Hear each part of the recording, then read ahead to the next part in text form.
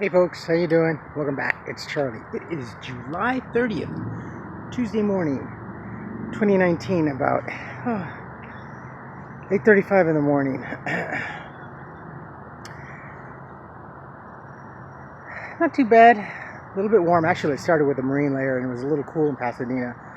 But after leaving McDonald's and having my nice big hot cup of coffee and coming out after about a half hour or so, it's really starting to warm up. So I'm kind of in the throes in the morning when it's a little cooler.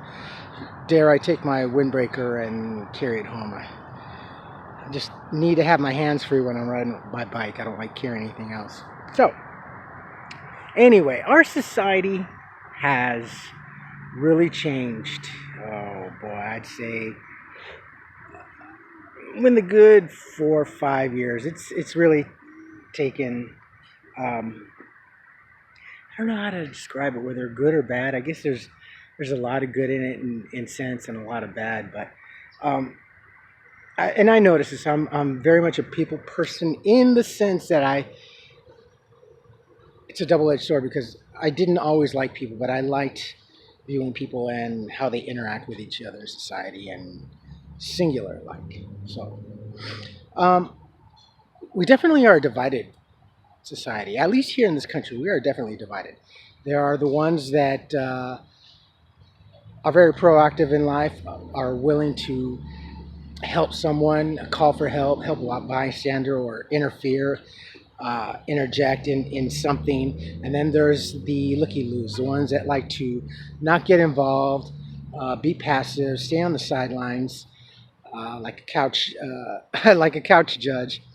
And they're usually the ones in the background with the camera, sometimes always shouting, "Oh my God, someone do something!" Well, put your camera down and do something. So, and I say this because I notice this a lot. I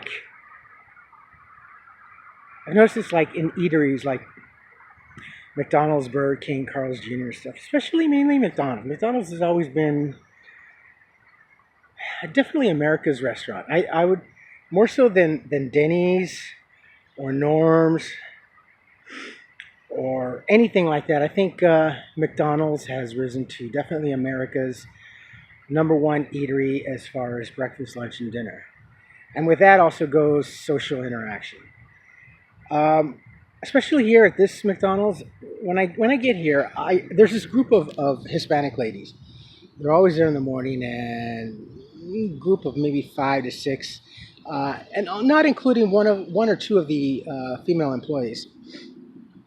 And they get together. Like this morning, I was sitting there and I was watching them, and I looked over to my right, and I noticed that they had a box of donuts. Well, they had gone over to the donut shop and bought a dozen donuts, and they're sitting there at McDonald's, having their coffee, conversing, interacting, and eating donuts.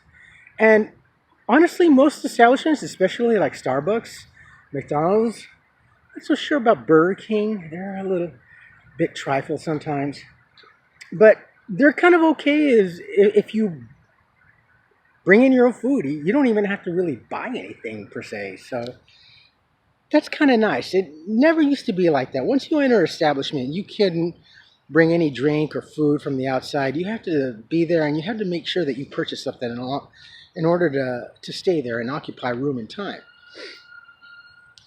But it seems that it's gotten a little more relaxed, and that's good too. And I know it's a double-edged sword for a lot of people because that means that homeless people are also allowed in establishments and are allowed to go in there, at least get a cup of water and just chill out, especially in the heat or in the cold of winter or what have you. I'm very grateful for that too. And there's a lot of people that don't like that because it's not that they don't like homeless people. My personal opinion, my observation, as far as how society, it's not that people in general don't like homeless people. It's what they fear when they see homeless people. And what they see is their own mortality. Don't you think? I strongly think they see their own mortality. They see their own possible future. And it's one fearful side of society that society does not want to see. That's why there's so many NIMBYs, I think, that, and I've seen this, and I admit, I had done this in the past when I was younger too, but walking by a homeless person, how can you not see, and I don't mean this in meanness, but their wretchedness, the condition that they're in, and they're just there with either a cup or a glass, either they're drinking or eating or panhandling and asking for money. You got $1, you got any change or whatever. And it's amazing how someone will look, or they'll all of a sudden look down on their cell phone, or they'll look opposite direction, either left or right, of where that person or that situation is. Try as you may, you can't ignore it, because that could be you eventually, one day. God forbid, seriously. But then what happens if that does become you? Then you're going to say, oh my God, I remember that one time. I could have helped them. Does that mean that I could have given them $1 and I probably wouldn't be in this situation? I probably wouldn't have gotten fired, or I wouldn't have gotten laid off, or just because I didn't do that good. Don't freak out either. Don't freak out. It's just society. It's just the way we are. Now, there are definitely still a lot of people in this world, a lot of compassionate people that do help and will go out of their way to help someone, even give $1 or whatever. But I do also understand how one could be afraid. But you can't simply walk on by and ignore, or at least acknowledge the person, say, sorry, I don't have any change or money, or I don't carry cash. Just a homeless person doesn't like to be ignored. They want to be acknowledged in some way or another. Do you got any change? Sorry, I don't have anything, or excuse me, I don't carry any cash. And if you're still feeling guilty, then go buy them a hamburger or a cup of coffee, or something cold to drink, or a bottle of water, or something. You know, if it's bothering you that much as you're walking by, then do something.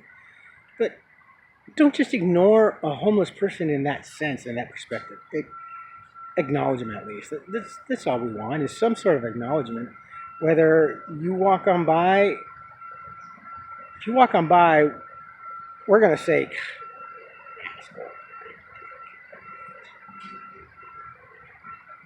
just acknowledgement. You want acknowledgement in your life. You want acknowledgement from your family, your boss, your coworkers, your children. It's just acknowledgement. It's simple kindness and simple respect. Just because that person is homeless doesn't mean they don't deserve respect. We all deserve some sort of respect. And don't even call it respect. Just call it consideration. And we all have that need for consideration. Just some sort of acknowledgement. Like at work, it's very important. When someone calls for something, for help, if you can't get to do that, at least acknowledge on the radio. Yeah, register backup, assistance needed on the front end. And everybody gets on the radio and acknowledges, can't right now, I'm in the back room, or I'm pushing, or I'm with a guest, or whatever, or I'm on my way. I'm usually the one that says, one of the few that says I'm on my way. I'll go and help on the front end and cash register. But acknowledgement, it's so important, And so these ladies, it's so cute. So they're there, and one of the female employees, she'll sit down like on her break and sit down with the ladies, have coffee, and do a little gossiping and catch up. And yeah, these are the same ladies where the one older lady was talking about the homeless person. But it's really cool. And this morning, the group of ladies were done. The one employee comes over and asks, is there anything else that you ladies want, or get you more coffee? No. So I closed the box of the donuts and they gave it to her because she's kind of part of the group and kind of acknowledged her. And they're like, here's some donuts left over if you guys want. You can share amongst yourself what's left over, and it's just really cool. It's a side that I don't think anybody really pays attention. Have you ever noticed this in the difference? Next time, if you're out and about, if you're in an eatery or in the morning, just look around. Don't just go in there and eat and drink and then go on your way. Kind of kind of look around, pay attention, notice where you go, place to place, how people interact. It's it's something to see. It's really something to behold, and it's so weird how people are. I definitely am one to uh, interact. I more so than ever. Let me see something here. I definitely like to interact and get involved when I can, and I had the greatest opportunity to do that even more so because um, a couple years ago, when I was living in Palmdale with Tanya, uh, she was asking her son to, because he kind of wanted to, but he didn't really want to go. Wanted to go get his CPR certification. So he was going, well, and she would say, well, honey, tomorrow, blah, blah, blah, Saturday, or they're going to be doing classes and stuff like that. And he's like, oh, but I also want to hang out with my friends. And I told him, I go, hey, Josh, I'll go with you. It's like, yes, yeah, I've always been wanting to get cert, so I'll go with you. And he's like, okay. And I didn't realize how long the class was going to be, so I thought it was going to be just a couple hours. It was 5, 6 hours long. It was an all-day Saturday thing, but it was cool. It was fun. We passed, so yours truly here is, well, certified in the sense I was. It expired last year. I got it in 2016. When you get certified, it's for 2 years. I got to go back and go get recertified. I got to find a day where I really have nothing to do um, and go do that because having CPR classes, like, it depends where, I guess, but anywhere from minimum 4 to 6 hours. So, uh, and I don't want to pay either, honestly. I can't afford to pay the class. I think classes are like $25. I'd rather go when they have it free, and that's what I did. I did it at Palmdale General because that's where Tanya works. She's an RN. I don't know if she still is there or not, but yeah, I went and got certified just in the event that something happens, God forbid, I see something out on the streets, I can at least go and help and interfere in a disaster and just help out whoever needs. I can do CPR. I know how to do uh, infant and children, and I know how to use the AEDs, the defibrillators. Defibrillators are pretty easy. They're simple. You just take off the plastic from one patch, put it on the upper, put it on the lower, on the side. Start the machine. The machine analyzes. It'll tell you what to do. It'll analyze the subject, and it'll tell you to send shock. And then you press a button, and it sends a shock. So it's pretty simple. But getting involved with other people, I understand the dangers, especially if you become, if you witness a situation between a man and woman, where the man is beating up on the woman, or even vice versa. What do you do? Instinctively, sometimes you go in there, if it's a man on a woman, you're going to go and subdue the man or hold him or beat him up because he's hitting you. And if a woman is beating up on a man, you're usually instinctively going to think, well, she's hitting on someone who possibly was attacking her, which is why she's attacking him, because hardly any time that ever happens. I've been part of that situation once where the woman is hitting a guy and stuff like that, and I didn't know, and I kind of interject and call the police. And it turns out it was completely wrong. Well, he was cursing at her, she was hitting him, blah, blah, and the exchange of words sounded more like she was defending herself. It turned out to be completely opposite. I didn't hit the guy or anything. I was just there. I was standing on the sideline, giving my interjections and opinion to stop, and call the police. And it turns out that she was an abusive person, and he was constantly being the one being abused. So I'm just glad I really didn't do anything to subdue the guy or touch the guy. See, we want to help, but we don't want to. The fear of the end result keeps us from getting involved, and I understand that. But put yourself in the other person's shoes. Wouldn't you want help? Like a couple days ago, I think there was an accident on some freeway. I don't remember if it was here or somewhere else in the country. It was just really brief on Facebook feed, and where this truck had flipped over, and it flipped over on its top, and there was like one or two passengers in there, and one guy jumped out of his truck, and she's close, or the truck is close to the median, to the left median, and he's looking. Someone else got out. 2, 3 guys later, there's these guys, and they're trying to push one gentleman from the opposite travel of the traffic. Actually, pulled over to the inside of the median and got out, hopped over the retaining wall, over the K rail, and these like 6 gentlemen pushed the truck over right side up and helped this person get out. See, now that's great. That's compassion. That's a real need. That's selflessness. Just like 9/11 was, you know. It's selflessness. It's caring, and it sucks that sometimes it takes a tragic, devastating event or moment in our lives, in our community, in our society, in our country, in our world, to bring everybody together. But it only brings people together for a short while. Then we go off and we forget about it. And the best example is 9/11.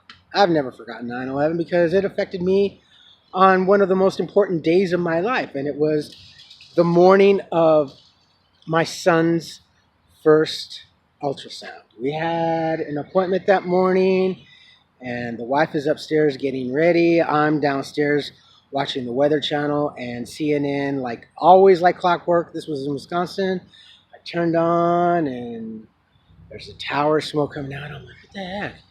Going in, getting my coffee, getting something to eat, going upstairs, come back downstairs, changing. I turn up the volume, like, oh, damn. Honey, the World Trade Center's on fire. What? New York. Something's going on in New York. She finished getting dressed. I'm like, oh, shit. The World Trade Center's on fire. Oh, my God. Look how high it is. And we're watching, and they're saying, oh, it could have been an explosion, or then there was the possibility of an airplane that maybe a small airplane ran into it. And we're just watching, and we're getting ready to walk out the door, you know, for appointment. And we're all excited. We're going to see our baby's first picture, you know. And all of a sudden, here comes the second plane in the other tower. Holy cow. It was just, I remember that morning was just a gasp.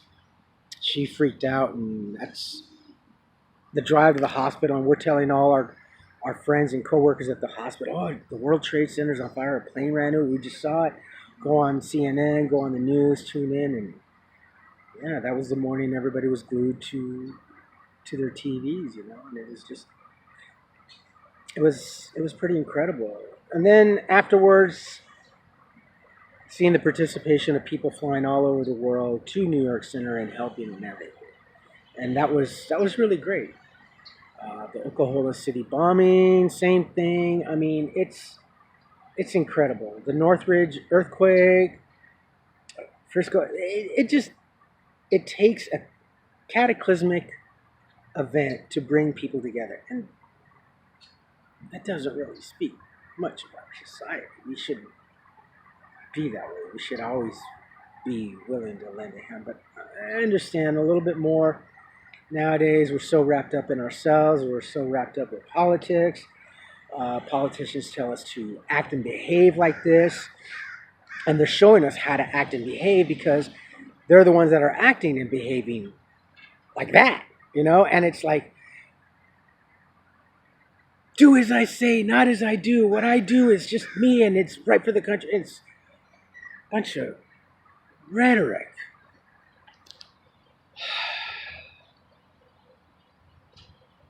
But it seems like it's the newest change of our society and how we're headed. I don't know. I certainly hope not. I I try to have as much faith and positivity for society There are times when it seems so bleak. It's just like, God, what are you thinking? And that I watched again that the whole Dr. Drew thing. Like, I watched that video again last night. And I was like, he's saying that the whole homelessness situation, and this is from Dr. Drew. I was really amazed and shocked when I first saw it. Uh, it's a lie. It's not true. Housing is not. And he goes back to Reagan. Now that was a part of the thing. Yeah, uh, he's saying that more so than ever, there's more homelessness now because of what Reagan did. There's homeless people. Well, so what are you saying that these? And I was having a hard time following him. It seems like he's saying that these homeless people that were let out in the Reagan era met, mated, and produced a whole society of mentally ill people that are now homeless. And also transpires that America, he said, mental illness and addiction are the number one cause in this country. So you're saying that at least half of America decided to become mentally ill, and then the other half decided to be, or 25% became mentally ill or still mentally ill, mated and produced mentally ill citizens, and then the other 25% just decided to turn to addiction and become homeless. So the mentally ill and the addicted have become homeless for the last 20 or so, 25 years. And that's why we have this problem. Never mind, there's no problem with housing. Housing is not expensive, as he said. It's not. It's all rhetoric. It's all a mask. Wow. I was just stunned. I couldn't believe he said that, but that's his view.